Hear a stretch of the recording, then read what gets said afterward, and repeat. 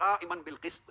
Knowledge should create an appreciation, an establishment of justice in your mind, in your heart, and in your personality. If knowledge does not create this kind of sense in your mind and in your personality, it means you are not knowledgeable, you are still ignorant. Getting a job does not mean that you are knowledgeable.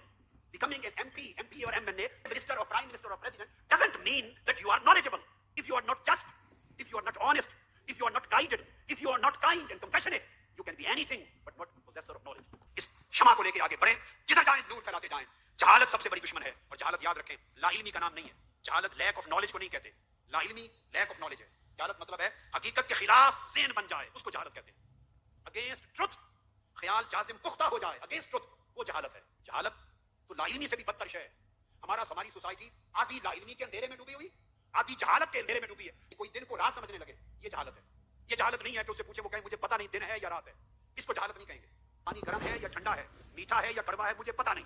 یہ جو پتہ نہیں ہے یہ لا علمی کہلاتی ہے. جہالت اس اسٹیٹ آف مائنڈ کو کہتے ہیں جہاں کوئی دن کو رات سمجھنے لگے اور جم جائے کہ یہ رات ہے، رات ہی مانوں گا، وہ جہالت ہے. کون؟ ایک شخص کرپٹ ہو، بدیانت ہو، خائن ہو، ظلم کرنے والا ہو اور لوگ اس کو اچھا سمجھنے لگے، یہ جہالت ہے.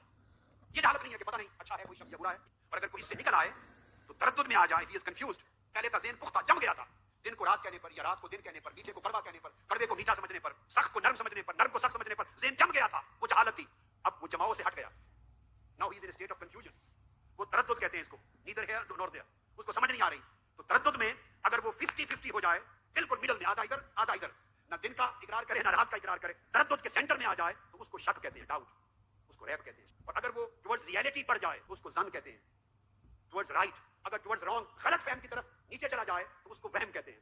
اگر کوئی شخص ایسے پروسیس سے گزرے کہ غلط جزم سے بھی نکل جائے، اس غلط جھوٹی ضد سے، وہم سے بھی نکل جائے، شک سے بھی کراس کر جائے، ظن کو بھی کراس کر جائے اور حق کے حق ہونے کا یقین ہو جائے، اس کو علم کہتے ہیں. اس لیے علم مردہ کو زندہ کرتا ہے، بے شعور کو شعور دیتا ہے، اندھے کو آنکھ دیتا ہے، اس کے اندر تحرک پیدا کرتا ہے، عزم پیدا کرتا ہے، اسے منزل کی طرف چلنے کا عزم دیتا ہے اور وہ سوسائٹی میں کچھ نہ کچھ پروڈیوس کرتا ہے. اس علم کی شمع کو لے کے چلیں، جس سے کچھ تخلیق کریں اور سوسائٹی کے اندھیروں سے جنگ کریں اور سوسائٹی میں جہاں بھی جائیں نور بکھیریں. اللہ رب العزت آپ کو سلامت رکھے.